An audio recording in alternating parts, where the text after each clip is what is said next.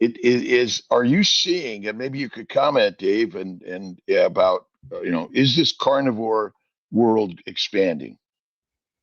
I think so. There seems to be no shortage of new carnivores.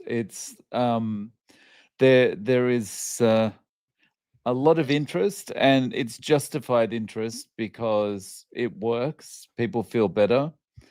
And when people are eating a certain way that makes them feel better, that that really helps the word to spread easily.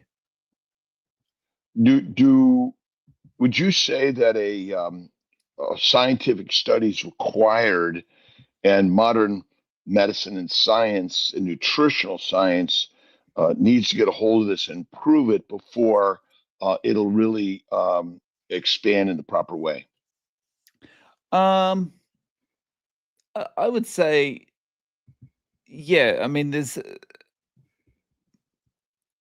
basically from when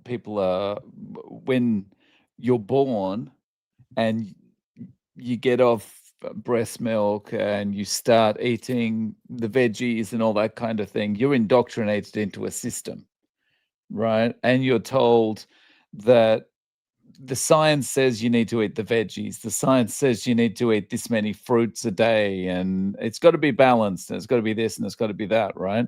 So, for the wider public to really feel like it's a thing they can do, there would have to be some kind of mainstream media, mainstream medicine kind of backing for it, I think. But it won't stop the growth, but it just hinders the growth, you know?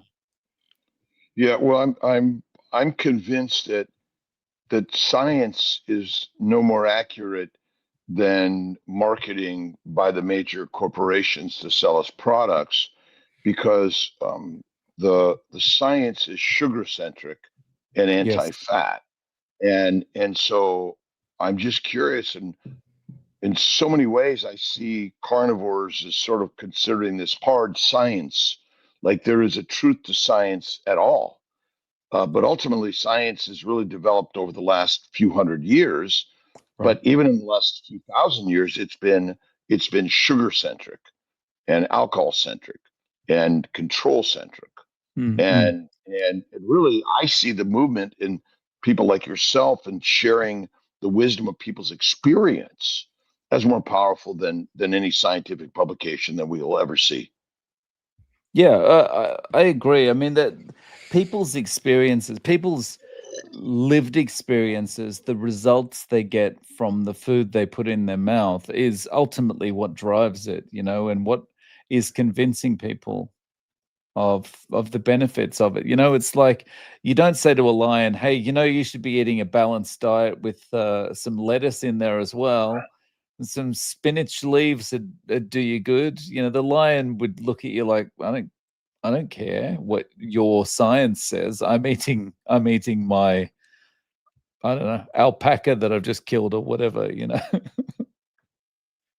And in your years of sharing the stories around the globe, what have been some of the most powerful observations that you've gleaned from this? Um, I, I think, I think the most powerful thing really is that your body can heal itself. And we're indoctrinated into this thinking that your body can't heal itself. You need medication, you know, which makes no sense. We see like we see our body healing on the outside, and we think if we want it to heal on the inside, we need to go to the doctor and get a prescription. And when you look at it like that, it kind of doesn't make sense, right? If the body can heal itself, it's probably pretty good at healing internally. And finding out that you can heal a lot of things just by eating the right foods is it's a revelation. It's yeah, it should be kind of easier to kind of accept that for most people, but it until you experience it, it isn't. And people are told, "Oh, you've got type 2 diabetes. Just live with it. Here's some metformin." And once it gets worse, you just move on to insulin. And that's all right. You can eat whatever you want. You just got to jab yourself with insulin. And it doesn't need to be that way.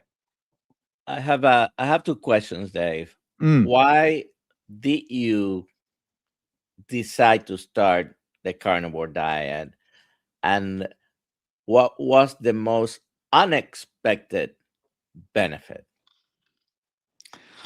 Um the reason I started was because I had pre-diabetes and I was an alcoholic, and I'd been confronted about those two things by my doctor, and hearing it from my doctor, it was like, okay, I knew I had a problem with alcohol. I knew I had a problem with eating junk food and whatever. So I needed to do something about it. But hearing it from the doctor, it was like, okay, it's time to do something. I don't want to be back here in a year and, here it's going to be even worse. And so the reason I started was to control those two things. But I started keto initially because that's what I knew. But I did know that keto gave me self-control. So I thought, well, that's probably the way to go to get self-control. And as I went into that, I had some problems, did some research, realized that the problems were probably the veggies, found a lot of people like Dr. Berry, Dr. Kiltz, Dr. Chafee, Dr. Baker, all saying, well, actually, you don't need to eat veggies. And I thought, well, I'm not married to the vegetables. I'm only eating them because people tell me I need my phytonutrients. So I'm just going to give them up and see if things improve. And they did. And yeah, so it was for pre-diabetes and alcoholism. Um, but the most unexpected change for me was, um, I think my limp improving.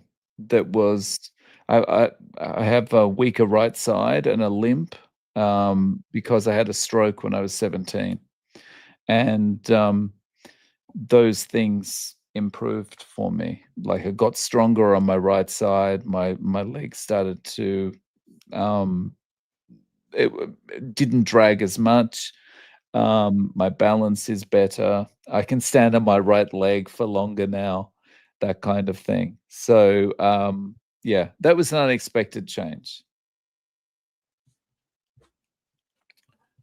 Dave, if you went to the doctor with poison ivy and he said, "Here's a prescription for steroids for the rest of your life," uh, would that make sense to us today? Um, if I Poison ivy no, disease, which there isn't one.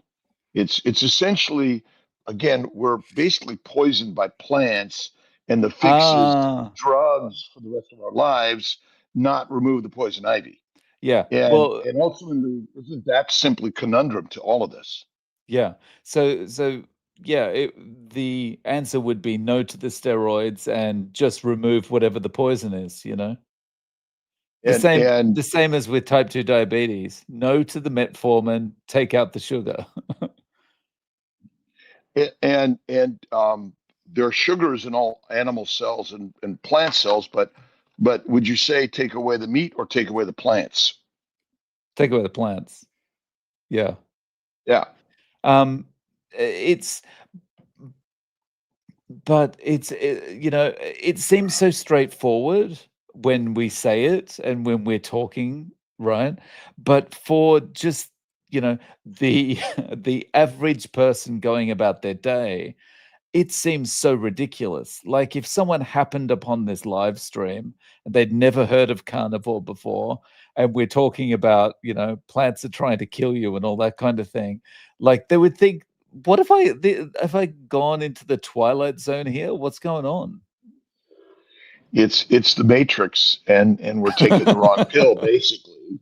I mean, that's kind of what's happened, and yet, what's amazing. Yourself and Dr.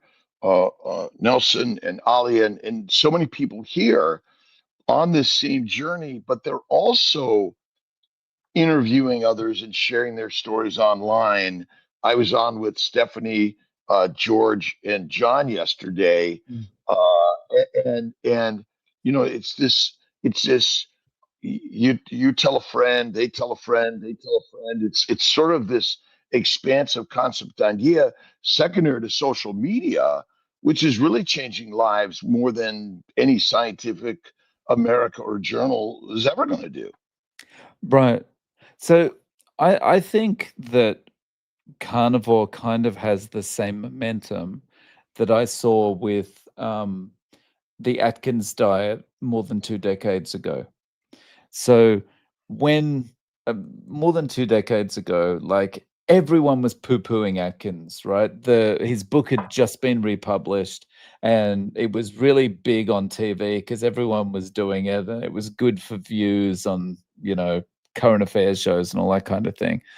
And but people were doing it and seeing that it worked for them. And so it was just getting momentum like that. And I see carnivore the same way. But the difference with carnivore that, Atkins didn't have 2.5 decades ago was social media and the ability for us to talk about it like this and for people to go, I'm going to give it a go. And, if someone gives it a good try for 90 days, there's very few people going to go, yeah, don't like this feeling healthy stuff. I'm going back to the I'm going back to the carbs. Yeah. I mean, ultimately, we can't. I mean, trademarking carnivore diet is kind of it's been usurped by God a long time ago. And although I'm sure someone's going to try to do it, it's such a masterful concept. It gets back to our ancient rights and truth and reality of who and what we are. Mm. And maybe that's why it's so powerful. I've been playing with AI, and boy, it fights tooth and nail on glucose is your energy first, and that you need a balanced diet, Mm. and that pushback that we're seeing by the system, but the more I play with it, the more it goes. Yeah, you're right, Kilts, Dave Mack and Dr. Nelson. Oh, yeah, you guys are. This is really magical, Mm. and I know for myself at 55, I played with keto, and before that paleo, before that Atkins, and it was carnivore that created the simplicity of this concept, and the growth and creation of it. Um, Mm. Dave, Yeah. what do you tell people who say this is a very restrictive type of way of eating? I'm stealing this from someone else, and I can't remember who said it, but if someone tells me carnivore is restrictive, I say not as restrictive as type 2 diabetes, not as restrictive as MS, Um, those things are way more restrictive. your wife usually doesn't say it's okay to have a girlfriend on the side, does she? No. No, no. Straight as an arrow will hit the target. A wandering Right. variety. It's just like have five boyfriends or girlfriends at one time and see where that gets you. Right. This idea of variety and abundance and balance. Right. Mm. It's like I've got girlfriends here and a wife over here. It's well balanced. Well, so I think that a lot of the terms like balance, I feel like that's the doctor slash nutritionist slash dietitian's get out of jail free card. It's like, because when you say you have to eat a balanced diet, that's like there's no definition required, you know? When you say it, it's you're just putting an idea into someone's head, and then they interpret it the way they want. You know, it's you know, eat five serves of vegetables a day or something like that, right? So what vegetables? What vegetables are going to be the right ones that I should be eating? You know, no one defines any of this stuff. And so it's just these arbitrary kind of slogans that they throw out at us, you know? Well, it's kind of like the idea of healthy diet, essentially, because the Mm, word healthy is actually a misnomer. Also, that's a right. marketing term. Anyway, Mm, it has yeah. really little to no truth in reality. Yeah. Yeah. Um, there's so much of that stuff, really. It's just, it's, we're just fed that same thing all our lives. And unless you're faced with a situation where you need to question it, like maybe it's you're really sick and you've tried everything and nothing helps you. So you're looking for an alternative. That's the only time that you kind of say, well, is this real? Is this balance thing really working for me? Is this 5 a day thing really working for me?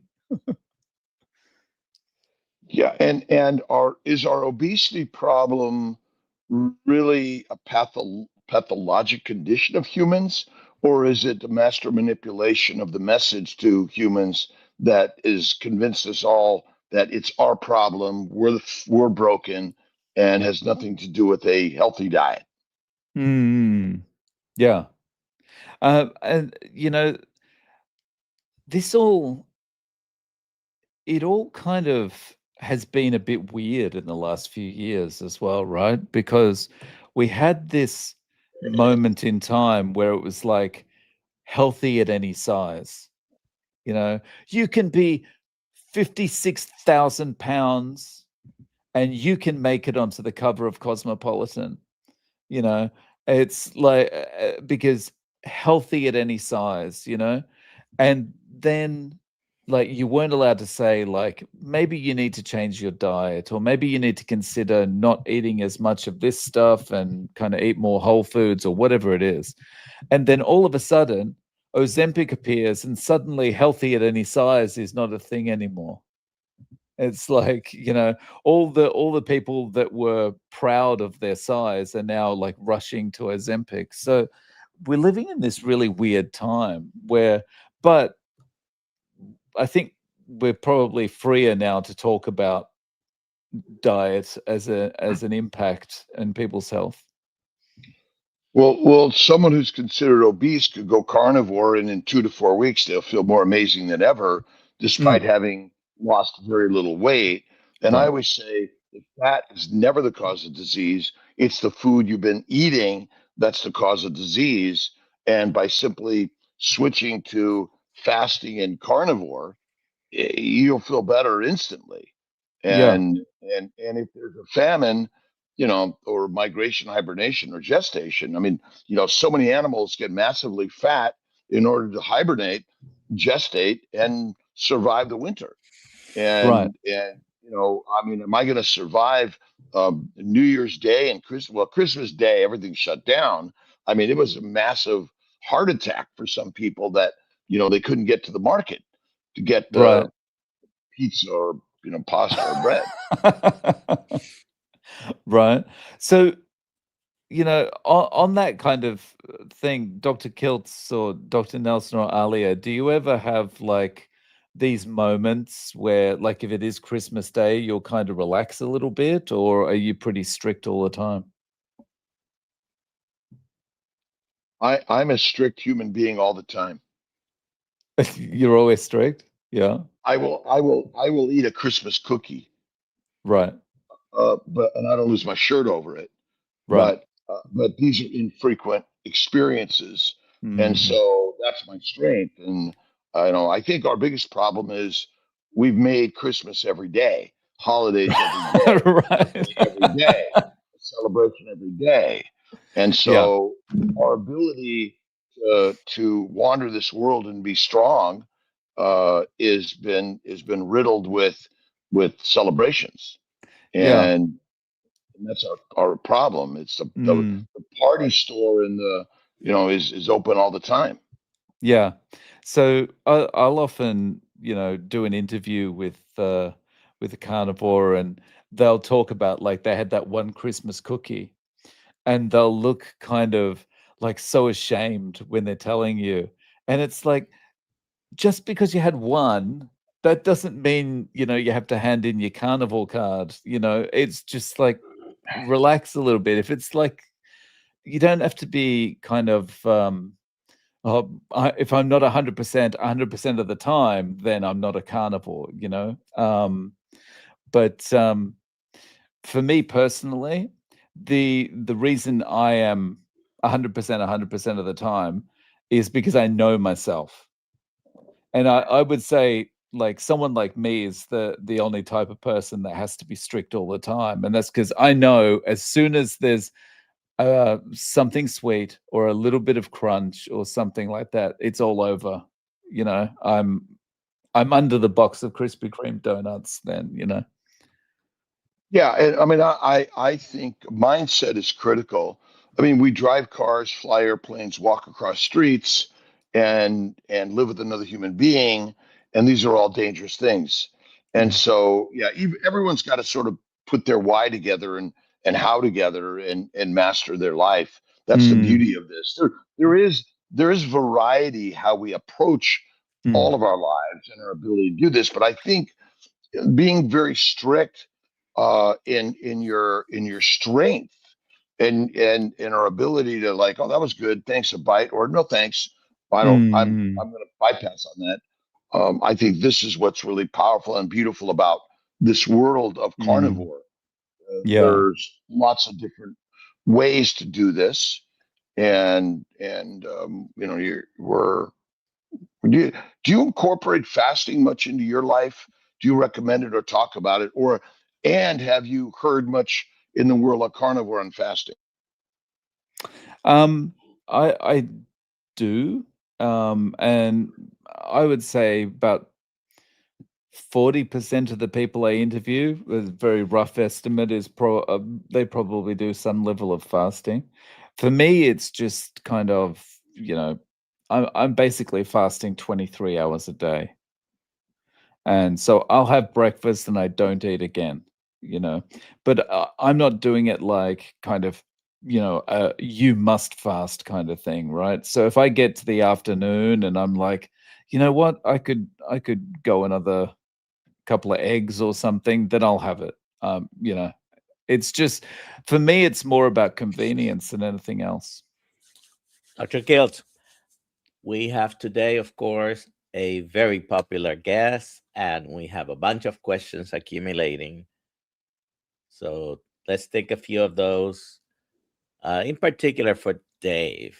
Uh, Alia, please. Okay. Let's see. Rick Rodriguez would like to know why you chose him to interview. Um, because you're like the OG carnivore, Rick. You can't do interviews without interviewing you. Like, you're number one. So yeah, you're 100%. you're at the top 100%. of my podcast list, Rick. And just in case someone's watching and doesn't know, Rick has been carnivore for now 42 years, correct, Rick? I think Next. 43, 1983, the year I was born. Plus, Okay. and I don't know anyone else that specializes in iguanas. Yeah. I And Scooby I would Doo's. love to, if I ever get to Florida, I'm gonna try an iguana. All right. Next uh, question, please. Carnivore Farm Mom. What do you say to people that attack carnivore for being bad for thyroid over time? Thank you. I love you. What do Um, you think, Dave? uh, so people will attack, attack carnivore for any reason, like I would just say if your thyroid's not doing good because you're on and you feel it's because you're on carnivore, then you need to, maybe go and see your doctor, maybe do some tests, work out what the cause is. But, majority of carnivores are not walking around with thyroid problems. So, Yeah. I had Dr. Amy Horneman less than 2 weeks ago. She deals a lot with thyroid, and she explained why it is a myth. So people who are saying carnivore is the one that tanked their thyroid, I don't know. I haven't found that a problem, and she explained why. Right. So, Next. Okay. Oh, sorry. Go ahead. No, go ahead. Go ahead. So from the interviews I've done, when people have had thyroid problems prior to coming into carnivore, carnivore seems to either resolve the thyroid problem or make it much, much less of a problem. Correct. I agree. Yeah. All right, let's see. Plants are goitrogens. Plants, all of them, damage the thyroid gland, and they cause tumors and disruption in every cell of our body. Tell a friend I helped Hundred's best buddy down 200 pounds in 14 months. Oh, That's not nice. a question, but I wanted to put that up there. Yeah. Nice. Yeah. Awesome. Here, Mike, 59. Awesome. Right. Karen, do you know of other carnivores in Japan? Yes, I've interviewed one Japanese carnivore who lives in Yokohama, and I've met up with two carnivores in Osaka, but they're not Japanese. One of them's a one of them's a New Zealander, and the other one is Italian. We have a frequent member of. Actually, we had two of them, but I know Setsuko sometimes is here, and she's from Japan. Have you interviewed Setsuko? No, I haven't. Oh, yeah. Not yet. Oh, I'd love to. I'll have to get you guys connected. Dr. Kiltz? So it's been reported that the Japanese tend to live longer, and I'm curious about your observation about health in Japan, and why their diet may be a factor, their lifestyle may be a factor, or you're noticing the same problems in Japan as the rest of the world. So there are the same problems here that there are in the rest of the world. However, it's on a slower growth curve than it is, say, in Australia or in the US or in Canada. And part of that is Japan imports things much slower than other countries, and assimilates new practices and new food processing and all that kind of thing much more slowly. And so there is a kind of an obesity problem starting to raise its head here, but it's in the kind of, you see it more in the elementary school age group at the moment. It's not so much in adults. Having said that, I think people in Japan live longer and live healthier lives more because of culture rather than because of the types of food they're eating. Because, I mean, they eat a lot of carbs. They eat rice and they eat a lot of plants and stuff, but they also eat a lot of meat. So part of it could be like maybe a balancing out thing, but a lot of it is culture. They have a thing called harahachibu, which is, stop eating once you feel 80% full. There is also like this kind of stigma that would be assigned to someone if they were kind of sitting at a dinner table kind of, and they were obviously eating a lot more than everyone else, because Japan's a very harmony kind of country, so people don't like to stand out. So for all these kind of reasons culturally, I think that kind of helps Japan keep the weight down. Do they eat less? So eat less amounts, less frequently, walk more, and eat Yeah, more meat.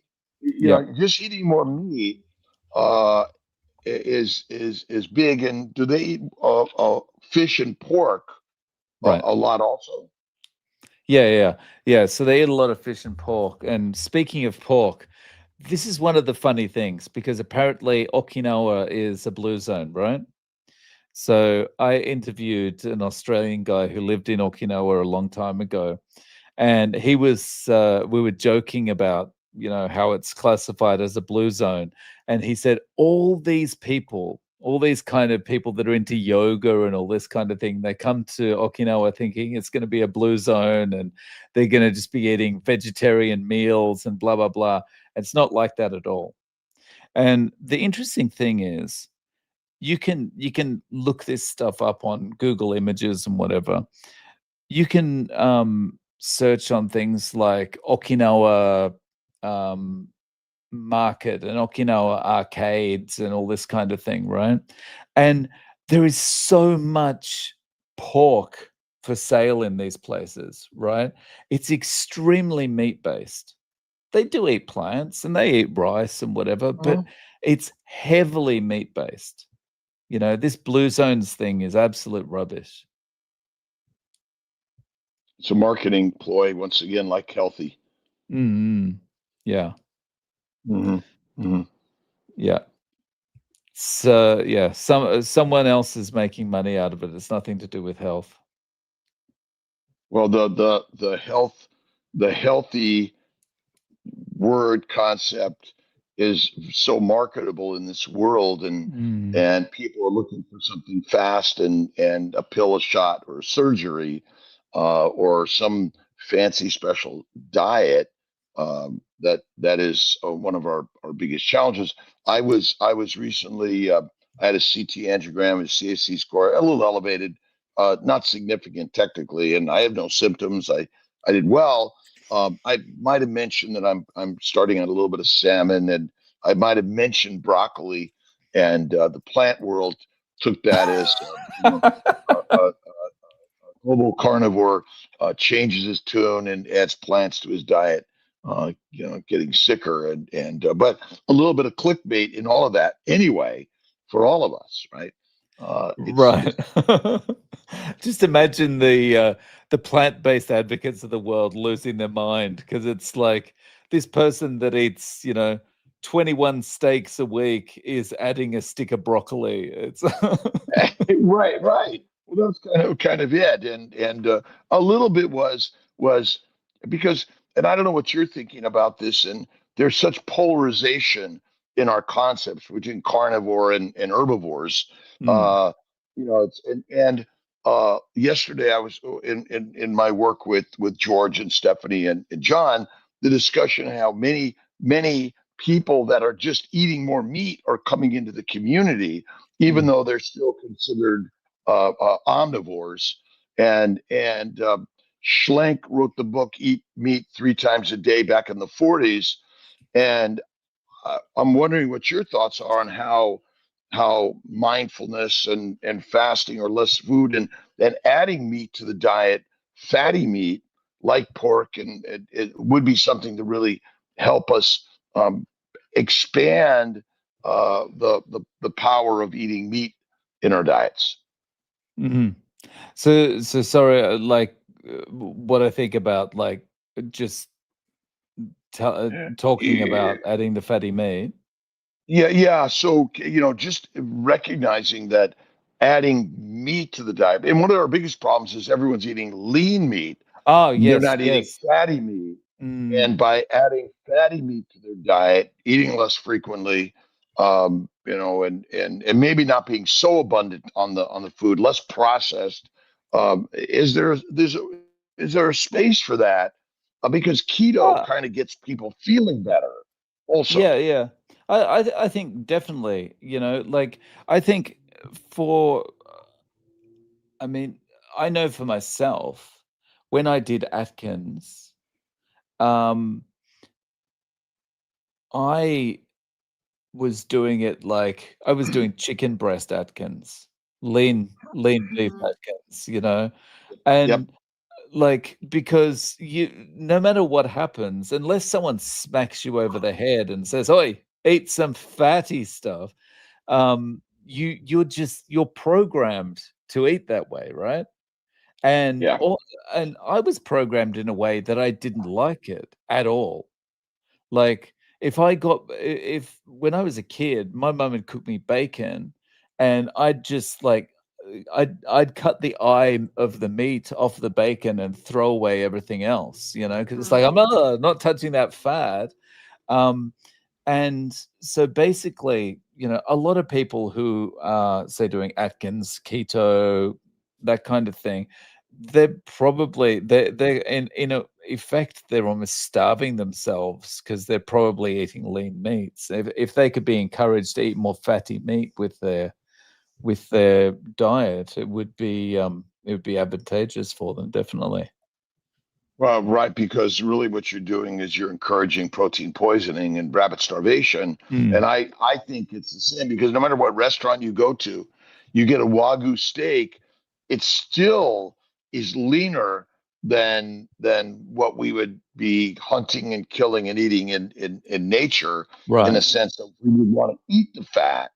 But I see many carnivores that cut the fat away and still minimize the fat. But it's the fat that is the building block, the Mm. fuel, and it suppresses the microbes in the gut. And the thing is, the one thing that people really should get their heads around, whether they're doing carnivore or some other level of ketovore, is the fat is so important, not just because of the nutrient density, but because it's what's going to make you feel satiated. That's what's going to stop you feeling like going back to the kitchen an hour later to look for something else to eat, you know?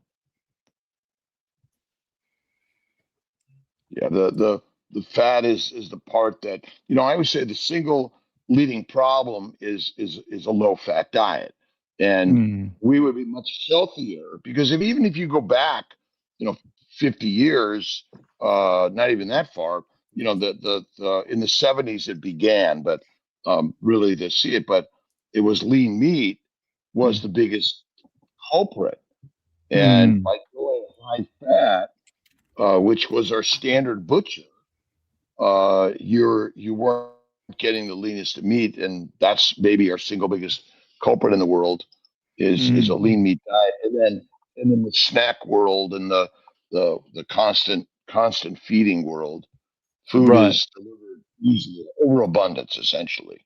Yeah. I remember my stepfather telling me when he grew up, they had very little money as they were growing up, big family, that kind of thing. And he would talk about how they didn't have all that much to eat and they'd end up like scraping the beef dripping out of the oven and eating that. And look, thinking about it now, I'm thinking actually you were eating the right thing back then, you know, even though it was because you had no money, you were still eating the right thing. We have a question, Yeah, should we take a Dave. few more of these? Rockin' Coach Amy. How hard was quitting the alcohol? Did, in your opinion, carnivore make quitting alcohol easier? Yes. So the reason I decided to go ketogenic as soon as I heard about heard the doctor telling me what I knew, and that I needed to stop the alcohol was because it gives you self-control. I think whenever you've got ketones fired up in your body, that's when you have a really strong self-control, or at least that's my experience anyway. And that helped me, but I had to do that in conjunction with making sure that I wasn't triggering myself throughout the day for the first few weeks, few months. And that was, you know, I'd be walking to work and I'd have to take the long way around so that I wasn't walking past, because I started work in the afternoon. So I wasn't walking past the open bar or something on the way to work, or, you know, on the way home, I'd had to avoid walking past the convenience store where I could walk in. I used to walk in every night and buy a big can of beer to go home on the train with, and all that kind of thing. So it was a combination, but definitely it was the self-control with carnivore that was probably the biggest thing. And part of our problem in this world is basically this bud's for you. I mean, we're basically all directed that, you know, alcohol's good, and even to pregnant lactating women, the American College of OBGYN says a glass of wine a day is okay. Oh, wow. And we're marketed into misery essentially. Mm. And that's our biggest problem. And you know, ketones, by the way, show up because of a low sugar environment. And so the real trick is plant sugars are highly addictive because they're meant to be, because it gets us fat. But they weren't available. You know, here I am up in Princeton, and the snow's on the ground, and you know, all the plants are pretty much in hibernation. There are a few little holly berries and other berries on the plants, but you know, I'm sure they're probably not good for us if we decided Right. to just pick a meal. Mm. Yeah. Yeah, as you say, you know, the sugars are doing their job, you know, they're fattening us up, but we never had the abundance that we Yeah. do now. You know, we didn't we were never meant to be able to walk into the kitchen and choose from 100 different boxes of stuff, you know. Cereals. We're serial killers. Uh, So, speaking of cereal, I was going through my emails today, and I found a photo of a box of cereal. I think it was a British interviewee had emailed to me, and it's Kit Kat cereal. This is how far we've fallen. We're eating Kit Kat cereal for breakfast Oh, that's and going, crazy. that's part of a nutritious start to the day. It's mental. it's It is incredible that Fruit Loops and actually any any cereal with skim milk in the morning just first of all sets you up for failure for the rest of the day and the hunger cycle. But it is stupid if you think that loading yourself up with sugar in the morning is going to be healthy for you in any way, shape, or form. Yeah. And it's like parents are giving their kids this stuff and going, why can they never concentrate? Hmm. This is, they can't focus on anything. That's crazy. Can I just say one thing real quick? My son on no. Saturday was like, I want to fast. And he's Oh, like, I'm gonna eat at lunchtime. And guess what? He ate dinner and then he fasted. He's 9. He fasted at lunchtime. He was reading his books all morning. Total concentration on reading. wow. Yeah. And it all like I didn't even have to ask him. He's like, I'm just gonna read my books this morning. Strength, That's awesome. strength Mm-hmm. in doing something really biblical, Yeah. which is fasting. And you know, I always say fat and fasting. Add fat and fasting to your routine. I don't care if you're a carnivore, an herbivore, or an omnivore. It'll make you feel better than ever. Yeah. Mm. Next. The strong carnivorous. Dave, what is your plan or vision for 2026 to continue the growth and spreading the word about your amazing lifestyle? G'day, Louise. So I would like to have a plan. I would like to have a vision for the channel, but basically, I'm doing everything on my own. And so I'm so far down in the weeds, just kind of interviewing and then knocking an interview out, editing it up and that kind of thing. And then, you know, following up with people and arranging meetings and stuff to do more interviews that I haven't really sat down and thought about it. Yeah. it feels like, I'm kind of spinning plates and stuff, and haven't. Let's see. What do you all think of GLP-1 for sugar or carbohydrate addiction?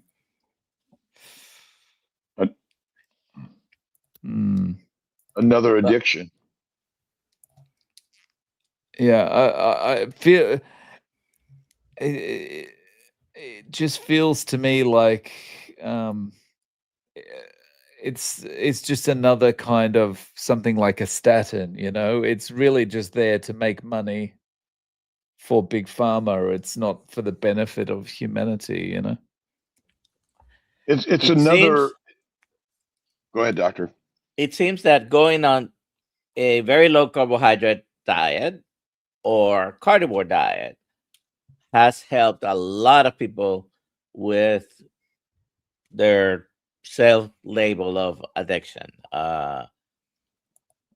And you cannot argue with so many anecdotes, although there seems to be some growing scientific evidence as well. But you yourself included, have used this type of way of eating to help with the addictions, right? Yeah. I would definitely be using carnivore as a first step to try and get over addictions to things. Because, as I say, it's self-control. It's good for self-control. It re-establishes the nature of who we are: strong, powerful, and capable of everything and anything. And the addicted diet we've been given basically makes us addicted to the drugs and the doctors, the dissections and more. And this is why it's important to share this in our. I write about it and talk about it at work and when I go to meetings, and it's always about, hey, the cause of all disease is your dietary advice, and that's our problem. But we can also think about carnivore as a therapeutic modality first. Yeah, definitely. Yeah. Oh, g'day, Mitch. I just saw that message that's on screen. Yeah. We have Have we ever some. hit 300, Alia, in the morning? With Dave. With Dave. What's that? Dr. Nelson asked if we ever hit 300 on the live stream, and I said with Dave. With Dave. Oh, Mack. wow. We got to 300. We're almost there. Oh, wow. We're almost there. Let's see. Carnivore Farm Mom, why are carbs claimed to be the good feeling mood micronutrients, but they make me anxious and depressed? I guess they're claimed to be because the more you buy them, the more big business makes money. well, and think about it. When we use the word carbohydrate, none of these foods are natural to the human evolution, and they're all basically they've micronized the plant products, which essentially deliver heroin, cocaine, marijuana, nicotine, caffeine-like substances, and alcohol to us all day, all night. And they are good feeling, mood altering drugs. Essentially, marijuana is good for us, right? Alcohol is good for us, right? It's that's our problem. It's good for the people who make the money and make us miserable and then sick and require either hospitalizations or some other highly expensive treatment that usually makes us addicted to something else. I always like to think about it like this. In a food company, the food scientists are only there to make us want to eat more of whatever food they're working on. And that's a good enough reason not to eat it, I think. Right. Dave, what do you think in general about ultra processed foods and when we go to supermarket, that's about 95% of what's available on the store. But what are your thoughts about ultra processed foods? I see it as poison when I walk into the supermarket, and like if my daughter says, "Oh, look at this thing I got," I'm just like, "Oh God, don't eat that, please." But I also think regarding ultra processed foods, the tobacco companies bought all the food companies. Yeah, I think when they did that, they probably started running the food businesses after the takeover, and they're probably sitting looking at themselves and thinking, why did we struggle all these years trying to sell a product that we had to kind of do underhanded things to kind of addict teenagers and whatever to the product, when we could have just been selling this perfectly legal product the whole time that's more easy to get people addicted. Yeah. So Yeah, they haven't stopped doing the underhanded stuff. Money is the yeah. master. Yeah. When All right. we realize it shouldn't be our master, it should be our brothers or sisters, our children's children. That's what we should all be working to heal and help. And by the way, I'm not against eating plants because I have a lot of plant-based friends. What I highly recommend is add the fat, eat less frequently, and cook the plants well to minimize or eliminate the toxins. But carnivore is the top of the line and the very best, I think, because nobody's allergic to ribeye steak. No. Right. So that comment that's on screen at the moment from Mr. Dunham, I believe the processed foods are the primary issue in US health. I would maybe add on to that I agree, yes, they are. But the second part of the problem is the fact that the general public has been miseducated and believe that a lot of those processed foods are actually good for them because they're no cholesterol or low fat. And fortified. Yes. Yeah. It's got lots of iron in it, so it must be good. 45 with synthetic stuff Mm. to make you believe that you're eating your nutritional daily allowance of whatever vitamin or mineral. Yeah, we're masterfully manipulated by the message for thousands of years to control the those that are easily manipulated. So the explorers exploit the exploitable, basically. Right. Yeah. Marketed to misery. Yeah. That's it. Yep. Don't even trust me. You guys got to do your own research and own experimentation. But Right. I've got so many men and women conceiving on a carnivore diet, and think about all the diseases are essentially got to be from our diet. Now, our that DNA has something to do with it, but it's a minor player. Right. So what you just said there, Dr. Keltz, is something that I think is one of the nicest things about carnivore is that, you can say, don't trust me, just go and try it yourself. I'm not trying to sell you a meal plan. I'm not trying to sell you some ebook that'll tell you how to eat a steak. Just go and buy the stuff and try it for yourself and prove to yourself that whether it works or not. It's very nice to be able to do that. What would you Tia, advise to someone who's listening and is carnivore curious? What will be your first step or your advice on how to do it? My advice is always take a day at a time. Because I think when we're about to embark on something new, we've got this really, really good way of going, okay, I'm going to do carnivore for the rest of my life.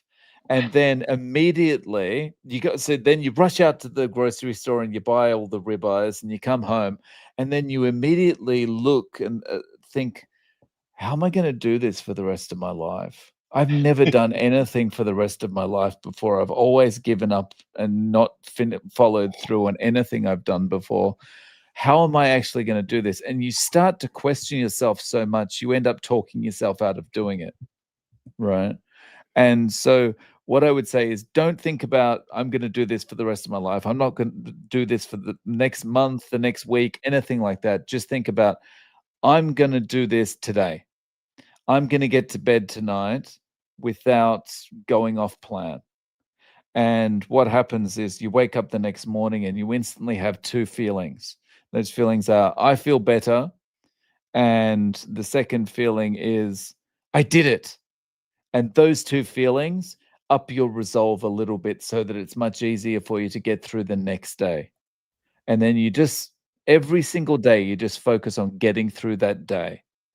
And you never start projecting out like, I'm going to do this for the next year or anything like that. And after a while, it just gets to the point where it's just, this is the way you eat now. You're not thinking about short-term, long-term, anything. You're just thinking, I'm carnivore. I eat this way. There we go. Here's a question. Raymundo. Is carnivore okay for someone who had a recent prostatectomy? Go ahead, Dave. I'm not a doctor. Don't play one on TV, and haven't interviewed anyone who's had a prostatectomy and then done carnivore. So Well, are you a human being? Yes. Is carnivore good for human beings? Yes. Well, yeah. I agree. I agree. I mean, I don't care what the diagnosis is. I mean, would we feed a lion who has a broken leg a vegetarian diet? That's when they get grapes, right? Yes. Grapes and bananas. Lied Okay, to by the lions.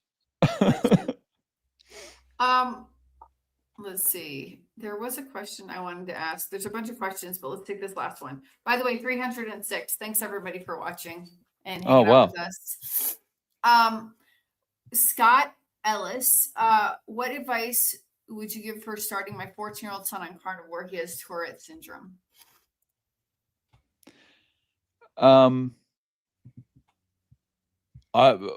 Based on the people I've spoken to, I would say just get started. You might notice improvements in your Tourette's. I've had people say they have had that. And also, if it's your 14-year-old, just as 14-year-old, not 14-year-old son, but if it's your 14-year-old, he has, yeah. Oh. I would focus on the muscle side of it, because he's getting to that age where he's going to be thinking about how he looks and that kind of thing, and there's nothing better than being a teenage boy and hearing like you could put on muscle without really trying. Yeah. There we go. Oh, we got to do the giveaway. And no rush. No rush. No we're rush. not? Oh, okay. No rush. Whoever is asking this question, if you haven't read the books by Dr. Christopher Palmer, Brain Energy, and Dr. Georgia Eads, Change Your Diet, Change Your Mind. They're both very good. And there are a lot of new studies coming out past several years, several on metabolic psychiatry and anything that has to do with our brain seems to get better. All disease seems to get better on carnivore, faith and fasting. So even on a low carb, high fat diet, or if you go carnivore, emphasize the fatty meats, because it seems that all the brain related stuff, it's even better when you're producing more ketones. Mm. which is a lower glucose, lower sugar environment, basically. Mm. But if you're not eating any carbs, your ketones will be even better when it's a high fat diet. Mm. It rests the liver. Mm. All right. So, how many more questions should we get to? Dun, dun, dun. Let's Let's do do this two one. more. Two more, Dave. That'd be all right. You hang out a couple more minutes. Cool bananas. All right. Okay. Dave, what do you do about social eating after breakfast at home? Do you sit with your wife and daughter at dinner? Typically no, because I'm working when they're having dinner, and that's that's kind of a normal thing that happens in Japan. Usually, like there's one parent out of the house working, at dinner time. But yeah, social wise, if I was to go out with friends for lunch or something, I would have just the steak or just the burger patties or something like that. If that's not available, if it's like a tofu restaurant or something, I'll just sit there with a nice coffee and enjoy the conversation. Nice. Cool. Raymundo says, give it 3 months. You'll be interviewing somebody who has had a prostatectomy. All right. I'll definitely try to get one of those guests. him. You'll interview him in 3 months. That's what he's saying. Yeah. Awesome. I'd love to have you on, Cool, Raimundo. cool. Okay, last question. Dave, what do you eat in a day? I eat about a pound of ground beef, or a pound of thinly sliced beef, and about 6 to 8 eggs. And occasionally I'll chuck in a can of sardines. I'm trying to eat more sardines because I haven't been very good with the seafood, because I'm not crazy about the smell and stuff like that. So yeah, despite living in Japan, I've got seafood everywhere, but yeah. Awesome. I just want to say, we're ahead of Setsuko. You need to email Dave Mack, and he's gonna give you Setsuko, his very nice to channel. meet you. Hajimemashite. I think we're done. Let's see. Let's go ahead and do the giveaway. Here we go. Awesome. Who's gonna win today?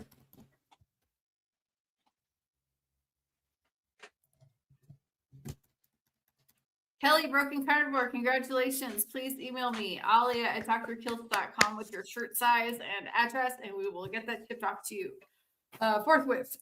There you go. Congrats. All right. Congratulations.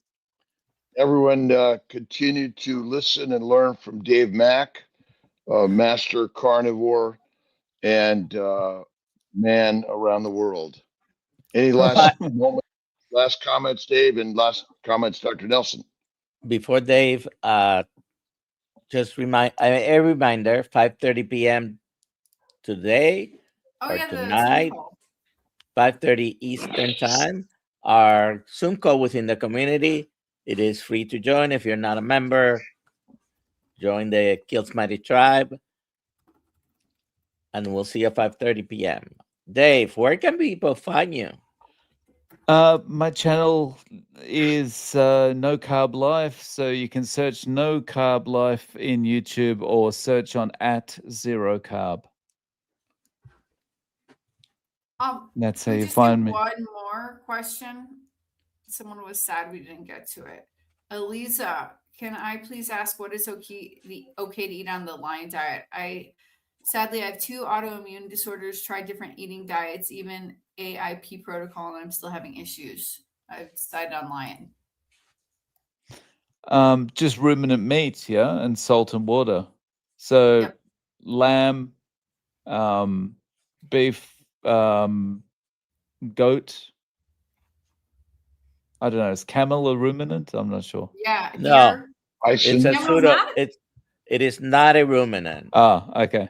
Oh, But deer. Yes. Ruminant meat, fermenters. salt and water, and give it a try. Autoimmune diseases, Dave. You've interviewed a bunch of people, right? What Yep. happens to autoimmune diseases on carnivore diet? Typically goes away. I've got an interview going live with someone in about 8 hours from now. Her autoimmune is all gone. Years of steroids, years of methotrexate, gone. Poison ivy. Awesome. Mm. Yeah.